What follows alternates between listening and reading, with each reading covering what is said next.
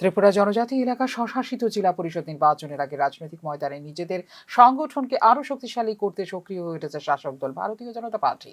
সেই লক্ষ্যকে সামনে রেখে মোহনপুর মণ্ডলের উদ্যোগে আয়োজিত পৃষ্ঠ প্রমুখ সম্মেলনে যোগ দেন মুখ্যমন্ত্রী ডাক্তার মানিক সাহা।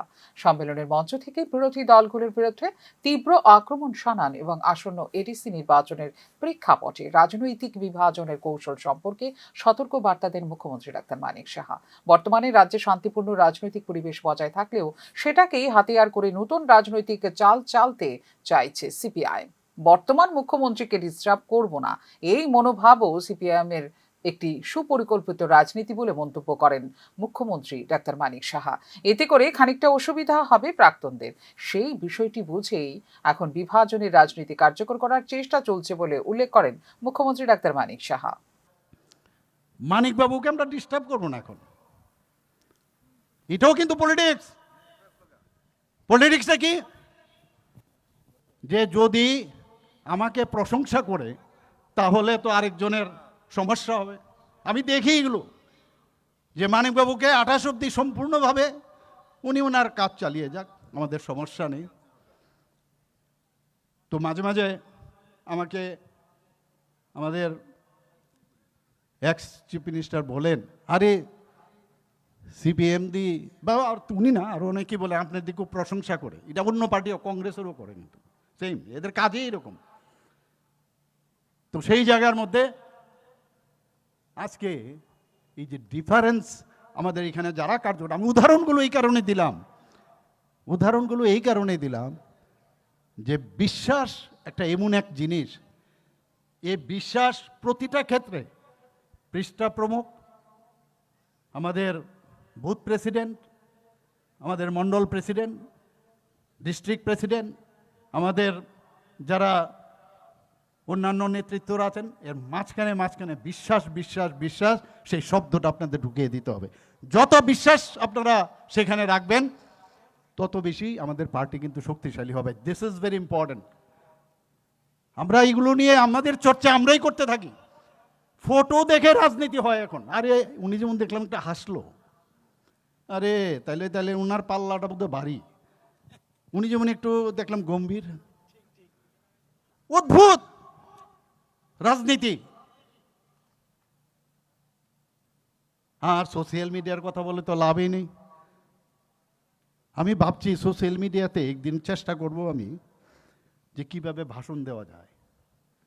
প্রায়ই দেখি একজন সোশ্যাল মিডিয়াতে অনেক দুঃখের সুখের অনেক কথা বলে, আবার আস্তে আস্তে করে করাতের মতো ধমকিও দেয়।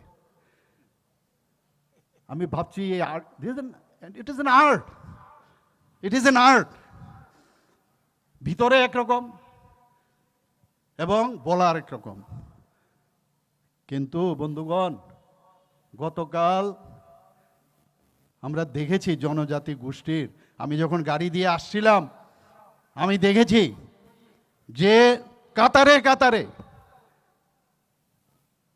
আমাদের জনজাতি গোষ্ঠীর বোনেরা মায়েরা, তারা আমাদের এই যে সমাবেশ গতকাল হয়েছিল রবীন্দ্র ভবনের সামনে, তাদের দিকে আসছে। সম্মেলনে বক্তব্য রাখতে গিয়ে কংগ্রেসকেও নিশানা করেন মুখ্যমন্ত্রী ডাক্তার মানিক সাহা। বামফ্রন্ট শাসনকালে বহু কংগ্রেস নেতাকে রাজনৈতিকভাবে খুন করা হয়েছে, কিন্তু সেই সমস্ত ঘটনায় আজও বিচার হয়নি। অথচ এই গুরুতর বিষয়েও কংগ্রেস নেতৃত্ব সম্পূর্ণ নীরব ভূমিকা পালন করছে বলে মন্তব্য করেন তিনি। একই সঙ্গে মুখ্যমন্ত্রী উল্লেখ করেন, শুধু কংগ্রেস নয়, সেই সময়ে জনসংঘের বহু নেতাকেও রাজনৈতিক হিংসার শিকার হতে হয়েছে। এই ইতিহাস রাজ্যের মানুষ ভুলে যায়নি বলে দাবি করেন মুখ্যমন্ত্রী। যারা আজ গণতন্ত্রের কথা বলে, তারাই একসময় রাজ্যে হিংসার সংস্কৃতি চালু করেছিল বলে উল্লেখ করেন মুখ্যমন্ত্রী। কংগ্রেসে এখনো যারা আছেন তাদেরকে আমি বলি যে আপনারা উপরে গিয়ে কি জবাব দেবেন? আপনারাই তো আসল যোদ্ধা ছিলেন তখন এই কমিউনিস্টদের বিরুদ্ধে, এবং আপনাদের লোককে খুন করা হয়েছিল তখন। যদিও আমাদের জনসংঘের, আমাদের বিজেপিরও, আমাদের চানমোহন ত্রিপুরার দিক থেকে আরম্ভ করে অনেকে, শর্মাজি ছিলেন আমাদের জনসংঘ থেকে, ওনাকে কিভাবে খুন করা হয়েছে। তো এই সব যে ঘটনা, একই কীর্তি, দর্শন, বিভিন্নভাবে যে চেহারাটা সিপিএম করত সেটা ওরা নিয়ে নিয়েছিল। ন্যাচারালি আমাদের তো আর একটা ওই যে বললাম যে তাত্ত্বিক নেতা সামনে সাদা পোশাক টোশাক পরে সামনে আটেন, আর পিছনে সব অপকর্ম করার জন্য এই হারমাত বাহিনী পেছনে থাকে। সাংগঠনিক পর্যায়ে পৃষ্ঠা প্রমুখ সম্মেলনকে অত্যন্ত গুরুত্বপূর্ণ বলে উল্লেখ করে মুখ্যমন্ত্রী ডাক্তার মানিক সাহা। পৃষ্ঠা প্রমুখরাই দলের মেরুদণ্ড। তৃণমূল স্তরে সংগঠনকে শক্তিশালী না করলে কোনো নির্বাচনেই সাফল্য আসে না বলে এদিন উল্লেখ করেন মুখ্যমন্ত্রী। দলের কর্মীদের ঐক্যবদ্ধ হয়ে কাজ করার আহ্বান জানিয়ে উন্নয়ন, শান্তি ও স্থিতিশীলতাই বর্তমান সরকারের প্রধান হাতিয়ার বলে উল্লেখ করেন তিনি। রাজনৈতিক পর্যবেক্ষকদের মতে এডিসি নির্বাচনের আগে এই ধরনের সম্মেলন ও মুখ্যমন্ত্রীর আক্রমণাত্মক বক্তব্য স্পষ্ট ইঙ্গিত দিচ্ছে উপজাতি এলাকাসহ গোটা রাজ্যে কোনোভাবেই 1 ইঞ্চি জমিও ছাড়তে রাজি নয় ভারতীয় জনতা পার্টি। পৃষ্ঠা প্রমুখ সম্মেলনের মাধ্যমে সংগঠনের নিচুতলার কর্মীদের চাঙা করতেই যে মূল লক্ষ্য তা মুখ্যমন্ত্রীর বক্তব্যে স্পষ্ট হয়ে উঠেছে আবারও একবার। ফিউরো রিপোর্ট, নিউজ নাও।